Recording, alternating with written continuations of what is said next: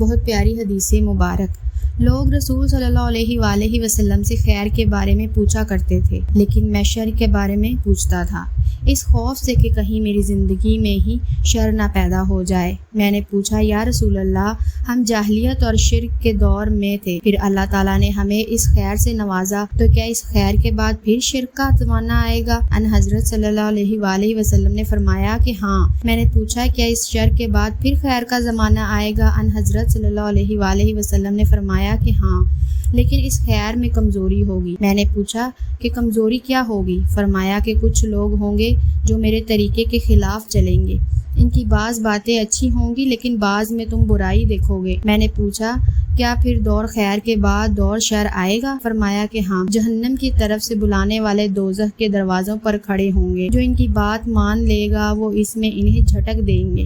میں نے کہا، یا رسول اللہ، ان کی کچھ صفت بیان کیجیے۔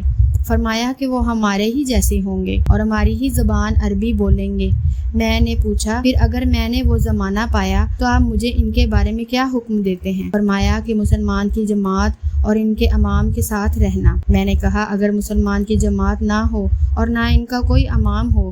فرمایا کہ پھر ان تمام لوگوں سے الگ ہو کر خواہ تمہیں جنگل میں جا کر درختوں کی جڑیں دبانی پڑیں، یہاں تک کہ اسی حالت میں تمہاری موت آ جائے۔